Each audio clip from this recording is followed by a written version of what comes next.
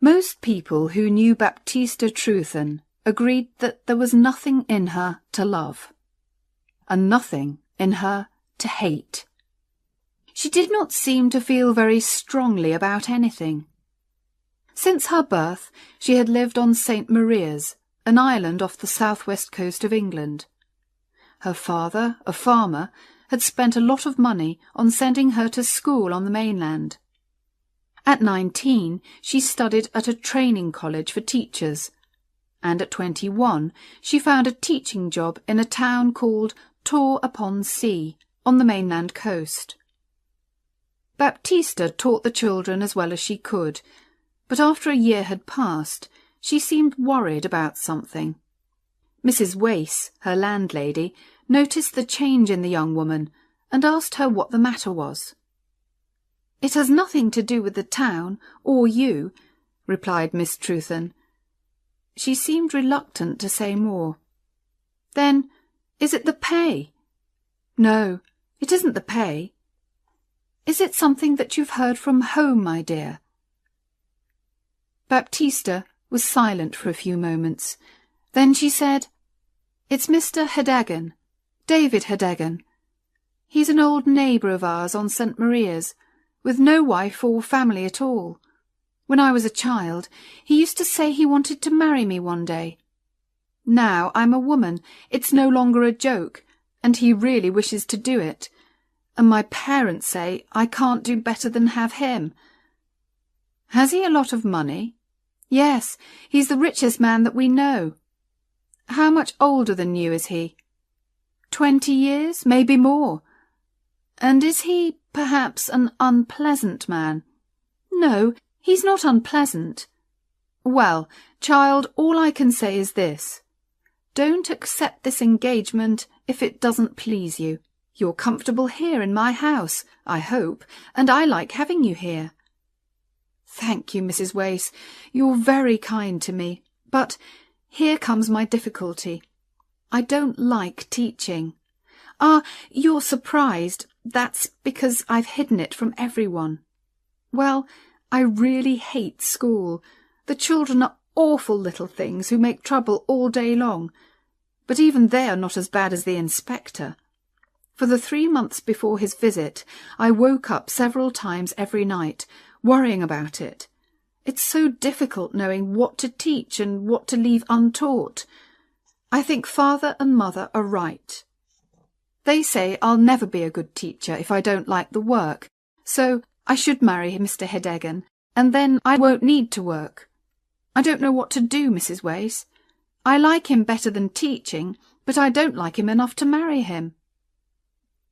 These conversations were continued from day to day, until at last the landlady decided to agree with Baptista's parents.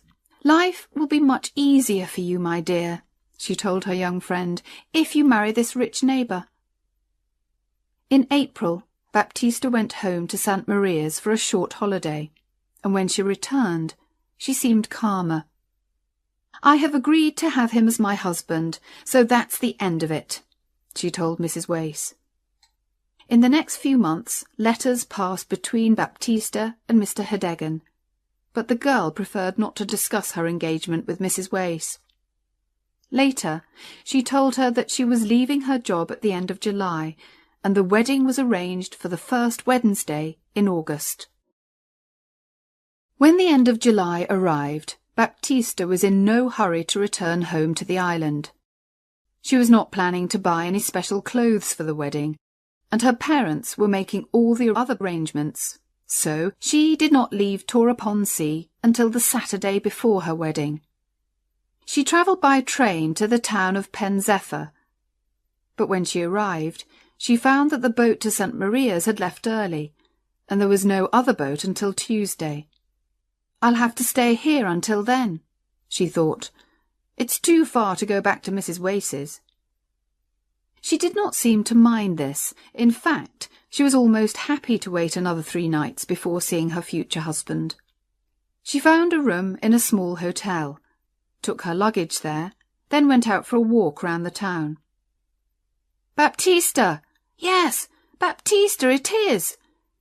The words came from behind her. Turning round, she gave a jump and stared. "Oh, is it really you, Charles?" she said. With a half-smile, the newcomer looked her up and down. He appeared almost angry with her, but he said nothing. "I'm going home," she continued, "but I've missed the boat." He did not seem interested in this news. "Still teaching?" he said. "What a fine teacher you make, Baptista, I'm sure." She knew that was not his real meaning. "I know I'm not very good at teaching," she replied. "That's why I've stopped." "Oh, you've stopped? You surprise me. I hate teaching." "Perhaps that's because I'm a teacher." "Oh, no, it isn't. It's because I'm starting a new life. Next week I'm going to marry Mr. David Hedegan." At this unexpected reply, the young man took a step back. "Who is Mr. David Hedegan?" he said, trying to sound bored. "He owns a number of shops on St. Maria's, and he's my father's neighbour and oldest friend."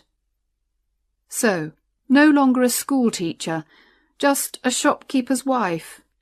I knew you would never succeed as a teacher. You're like a woman who thinks she can be a great actress just because she has a beautiful face, and forgets she has to be able to act. But you found out your mistake early, didn't you?" "Don't be unpleasant to me, Charles," Baptista said sadly. "I'm not being unpleasant. I'm just saying what is true, in a friendly way. Although I do have good reason to be unpleasant to you. What a hurry you've been in, Baptista. I do hate a woman in a hurry." "What do you mean?" "Well, in a hurry to be somebody's wife. Any husband is better than no husband for you, it seems. You couldn't wait for me. Oh, no. Well, thank God that's all in the past for me." "Wait for you? What does that mean, Charlie? You never showed that you felt anything special for me." "Oh, really, Baptista, dear." "What I mean is, there was nothing that I could be sure of. I suppose you like me a little, but I didn't think you meant to make an honest engagement of it." "That's just it. You girls expect a man to talk about marrying after the first look. But I did mean to get engaged to you, you know." "But you never said so, and a woman can't wait for ever." "Baptista, I promise you that I was planning to ask you to marry me in 6 months' time." She appeared very uncomfortable, and they walked along in silence. Soon he said, "Did you want to marry me then?" And she whispered sadly back, "Yes." As they walked on, away from the town and into the fields, her shoulder and his were close together. He held her arm with a strong hand. This seemed to say, "Now I hold you, and you must do what I want." "How strange that we should meet like this," said the young man. "You and I could be husband and wife going on our honeymoon together, but instead of that, we'll say goodbye in half an hour, perhaps forever. Yes, life is strange." She stopped walking. "I must go back. This is too painful, Charlie. You're not being kind today." "I don't want to hurt you. You know I don't," he answered more gently. "But it makes me angry, what you're going to do. I don't think you should marry him." "I must do it, now that I've agreed." "Why?" he asked, speaking more seriously now. "It's never too late to stop a wedding if you're not happy with it. Now, you could marry me instead of him, although you were in too much of a hurry to wait for me."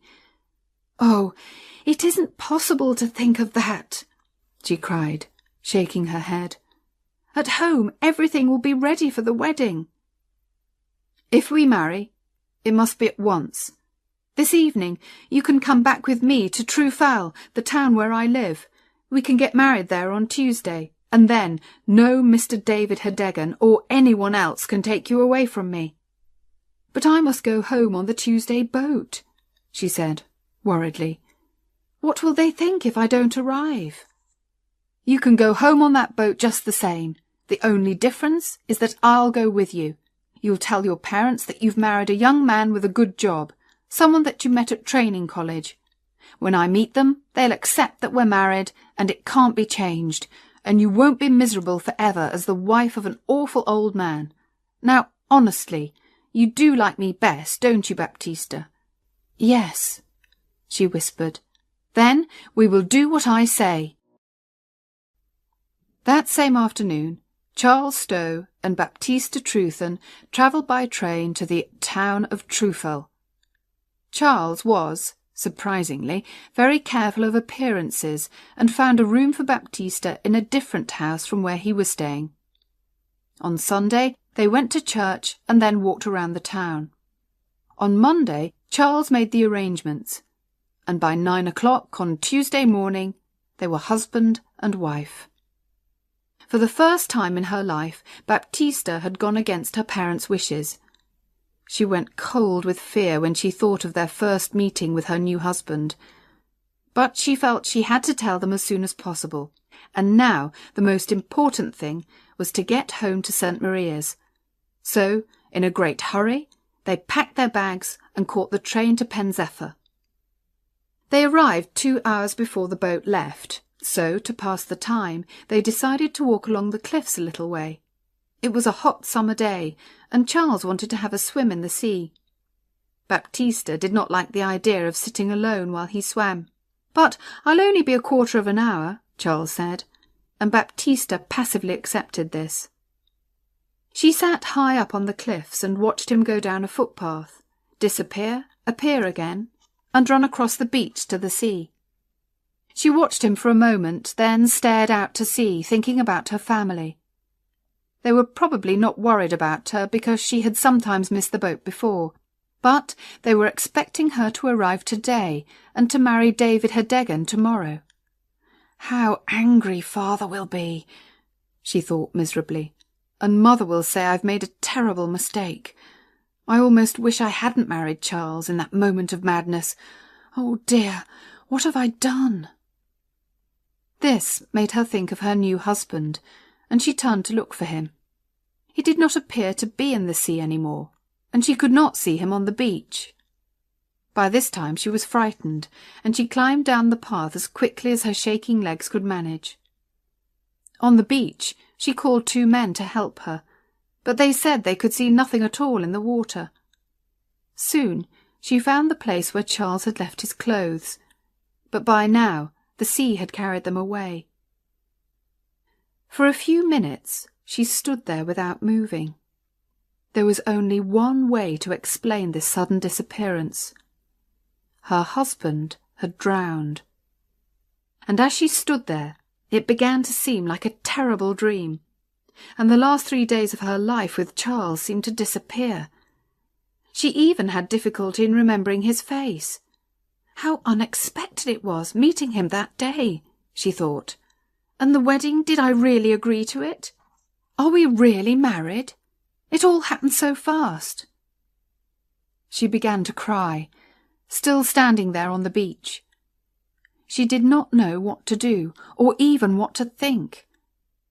Finally, she remembered the boat, and catching the boat home seemed the easiest thing to do. So she walked to the station, arranged for someone to carry her luggage, and went down to the boat. She did all this automatically, in a kind of dream. Just before the boat left, she heard part of a conversation which made her sure that Charles was dead. One passenger said to another, "A man drowned here earlier today, you know. He swam out too far, they say. A stranger, I think. Some people in a boat saw him, but they couldn't get to him in time." The boat was a long way out to sea before Baptista realised that Mr. Hedegan was on the boat with her. She saw him walking towards her, and quickly took the wedding ring off her left hand. "I hope you're well, my dear," he said. He was a healthy, red-faced man of 55. "I wanted to come across to meet you. What bad luck that you missed the boat on Saturday." And Baptista had to agree, and smile, and make conversation. Mr. Hedegan had spoken to her before she was ready to say anything. Now the moment had passed. When the boat arrived, her parents were there to meet her. Her father walked home beside Mr. Hedegan, while her mother walked next to Baptista, talking all the time. "I'm so happy, my child," said Mrs. Trewthen in her loud, cheerful voice, "that you kept your promise to marry Mr. Hedegan. How busy we've been! But now things are all ready for the wedding, and a few friends and neighbours are coming in for supper this evening." Again, the moment for confessing had passed, and Baptista stayed silent. When they reached home, Mrs. Trewthen said, "Now, Baptista, hurry up to your room and take off your hat, then come downstairs. I must go to the kitchen." The young woman passively obeyed her mother's orders. The evening was a great success for all, except Baptista. She had no chance to tell her parents the news, and it was already much more difficult than it had been at first. By the end of the evening, when all the neighbours had left, she found herself alone in her bedroom again. She had come home with much to say, and had said none of it. She now realised that she was not brave enough to tell her story, and, as the clock struck midnight, she decided it should stay untold. Morning came, and when she thought of Charles, it was more with fear than with love. Her mother called from downstairs, "Baptista, time to get up. Mr. Hedegan will be at the church in 3/4 of an hour." Baptista got out of bed, looked out of the window, and took the easy way. She put her best clothes on, confessed nothing, and kept her promise to marry David Hedegan. Mr. Hedegan did not worry about his new wife's coldness towards him during and after the wedding. "I know she was reluctant to marry me," he thought, "but that will pass. Things will be different in a few months' time." During the wedding dinner, someone asked Hedegan about the honeymoon. To Baptista's horror, he answered, "Oh, we're going to spend a few days in Pen Zephyr." "What?" cried Baptista. "I know nothing of this." Because of her late arrival, Hedegan had not been able to ask where she would like to spend the honeymoon, so he had arranged a trip to the mainland. It was difficult to change these plans at the last minute, so she had to agree, and that evening she and her new husband arrived in Pen Zephyr. Their first problem was finding a hotel, because the fine weather had filled the town with tourists. They walked from place to place, Hedegan polite and friendly, Baptista cold and silent. Finally, they found an excellent hotel, which, to their surprise, was empty. Kindly Mr. Hedegan, who wanted to please his young wife, asked for the best room on the first floor, with a good view of the sea. "I'm sorry," said the landlady. "There's a gentleman in that room." Then, seeing Hedegan's disappointed face, and not wishing to lose a customer, she added quickly, "But perhaps the gentleman will agree to move to another room, and then you can have the one that you want." "Well, if he doesn't want a view," said Mr. Hedegan. "Oh, no, I'm sure he doesn't, and if you don't mind going for a little walk, I'll have the room ready when you return." During their walk, Baptista was careful to choose different streets from those that she had walked down with Charles, and her white face showed how difficult this visit was for her. At last they returned to the hotel, and were shown into the best bedroom. They sat at the window drinking tea. Although Hedegan had arranged for a sea view to please Baptista, she did not look out of the window once, but kept her eyes on the floor and walls of the room. Suddenly, she noticed a hat on the back of the door. It was just like the hat that Charles had worn. She stared harder. Yes, it was the actual hat. She fell back in her chair. Her husband jumped up, saying worriedly, "You're not well. What can I get you?" "Smelling salts," she said quickly, her voice shaking a little. "From the shop, near the station." He ran out of the room. Baptista rang the bell, and when a young girl came, whispered to her, "That hat, whose is it?" "Oh, I'm sorry, I'll take it away," said the girl hurriedly. She took the hat off the door. "It belongs to the other gentleman." "Where is the other gentleman?" asked Baptista. "He's in the next room, madam. He was in here. But I can't hear him. I don't think he's there." "He makes no noise, but he's there," replied the girl. Suddenly, Baptista understood what the girl meant, and a cold hand lay on her heart. "Why is he so silent?" she whispered. "If I tell you, please don't say anything to the landlady," begged the girl, "or I'll lose my job. It's because he's dead. He's the young teacher who drowned yesterday. They brought his body here, and that's why there's nobody staying in the hotel. People don't like a dead body in the house. But we've changed the sheets and cleaned the room, madam." Just then, Hedegan arrived with the smelling salts, and the girl left the room. "Any better?" he asked Baptista. "I don't like the hotel," she cried. "We'll have to leave." For the first time, Hedegan spoke crossly to his wife. "Now that's enough, Baptista. First you want one thing, then another. It's cost me enough in money and words to get this fine room, and it's too much to expect me to find another hotel at this time of the evening. We'll stay quietly here tonight, do you hear, and find another place tomorrow." The young woman said no more. Her mind was cold with horror. That night she lay between the two men who she'd married. David Hedegan on one side, and, on the other side, through the bedroom wall, Charles Stow.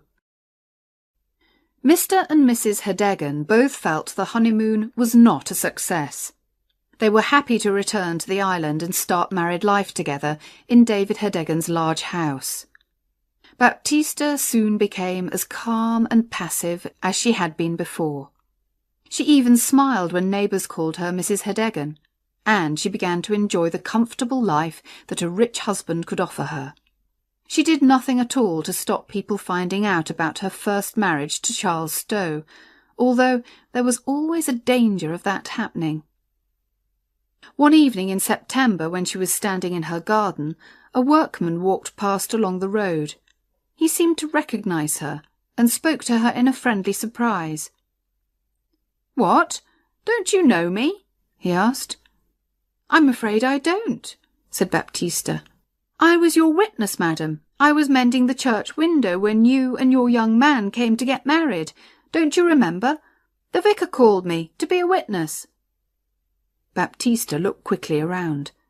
Hedegan was at the other end of the garden, but unluckily, just at that moment, he turned and walked towards the house. "Are you coming in, my dear?" he called out to Baptista. The workman stared at him. "That's not your—" he began. Then he saw Baptista's face and stopped. Baptista was unable to speak, and the workman began to realise that there was a little mystery here.